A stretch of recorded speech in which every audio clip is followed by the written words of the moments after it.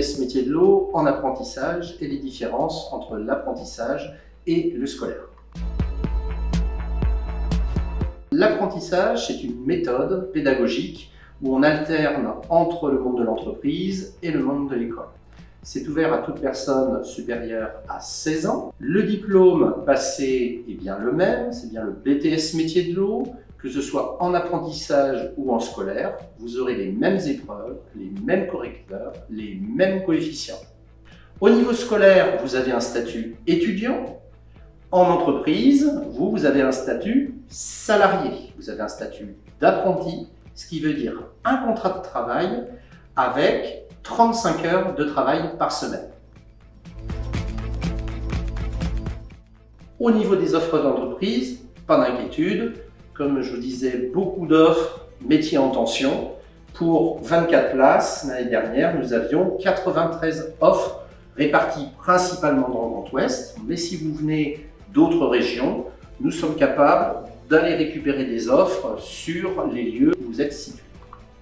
Nous travaillons régulièrement avec les majors de l'eau, Veolia, Suez, SOR, STGS et d'autres compagnies un petit peu plus petites.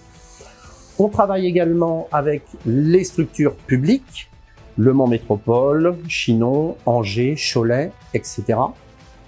On travaille également avec les industriels, Framatome, EDF, ZAC System dans la partie médicaments, Groupe Savientia pour la partie fromagerie, Bell, Calipac pour la partie parfumerie luxe. Et des derniers partenaires que sont les bureaux d'études avec notamment IRH, Altereo, CETEC et PVE.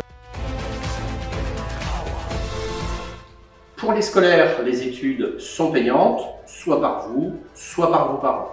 Pour ceux qui ont des difficultés, possibilité d'avoir des bourses pour l'enseignement supérieur. En apprentissage, les études sont gratuites car payées par l'entreprise. Vous bénéficiez en tant que salarié d'un salaire et en plus l'entreprise vous paye vos études. Vous avez 17 ans, vous commencez au mois de septembre prochain. Votre rémunération sera 27% du SMIC au minimum. Votre anniversaire est par exemple le 15 novembre. Dès le 1er décembre, automatiquement, votre salaire passera à 43% puisque vous serez dans la colonne 18 à 20 ans. En deuxième année, c'est-à-dire en septembre de la deuxième année, vous passerez automatiquement à 51% du SMIC. Les montants exprimés dans le tableau sont des montants bruts minimum.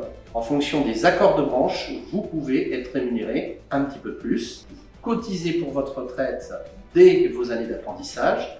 Si vous ne trouvez pas de travail à l'issue du BTS, vous avez le droit au chômage. Le scolaire, vous restez sur un rythme comme au lycée, avec les vacances scolaires qui sont en rose. Et en apprentissage, nous allons faire une alternance de 15 jours à 3 semaines à l'école, donc ce sont les périodes bleues, 3-4 semaines en entreprise, ce sont les périodes vertes. Au niveau de l'école, 2 périodes de stage, 6 semaines à 7 semaines en première année, 5 à 6 semaines en seconde. En alternance, au bout des 2 années, vous avez environ 50 semaines de parcours professionnel. Le rythme est plus intense et soutenu qu'en scolaire, puisque vous allez travailler 35 heures, que ce soit en entreprise ou à l'école. Vous avez moins de congés et le rythme est plus dense. Pour choisir la filière, tout dépendra de votre profil. Est-ce que vous avez besoin de rentrer dans l'action? Est-ce que vous avez un profil entreprenant? Tout dépendra également de vos envies. Est-ce que vous êtes prêt à rentrer dans le monde professionnel et à rentrer dans l'alternance? Sur la partie juridique, les contrats signés peuvent être soit des CDD, soit des CDI. Un contrat de travail à signer, qu'on appelle un CERFA, qui est un certificat officiel. Le suivi en entreprise peut être effectué par 1 voire 2 maîtres d'apprentissage. La durée légale du travail est bien fixée à 35 heures, comme je vous disais tout à l'heure, que ce soit à l'école ou en entreprise. Et le temps en école est considéré comme du travail effectif. Votre absence non justifiée à l'école sera considérée comme non-présence, donc vous aurez une retenue sur salaire. Absence pour maladie, c'est forcément un arrêt de travail. L'arrêt de travail doit être envoyé à l'employeur et à l'école dans les 48 heures. Les 5 semaines de congés payés, nous venons d'en parler. Pas de RTT car vous travaillez 35 heures. 5 jours de congés rémunérés en deuxième année, 1 mois avant l'examen, afin que vous puissiez préparer vos épreuves terminales. Certains travaux sont interdits aux mineurs, donc si vous êtes mineur, attention, il y a certaines contraintes, ce qui peut, entre guillemets, vous empêcher, dans certains cas, d'avoir un contrat. Première contrainte, il y a beaucoup de déplacements entre l'école et le travail. Le permis est obligatoire en BTS métier de l'eau, ou en tout cas fortement conseillé, puisque de nombreux déplacements sont à envisager dans le cadre de votre activité.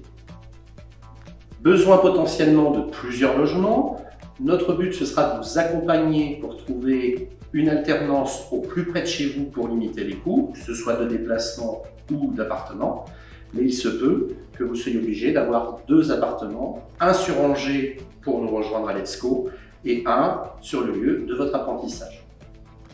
Le travail est possible, mais plutôt rare, en horaire décalé ou en horaire de nuit, notamment pour des chantiers bien spécifiques que sont les nettoyages de châteaux d'eau ou des recherches de fuites nocturnes.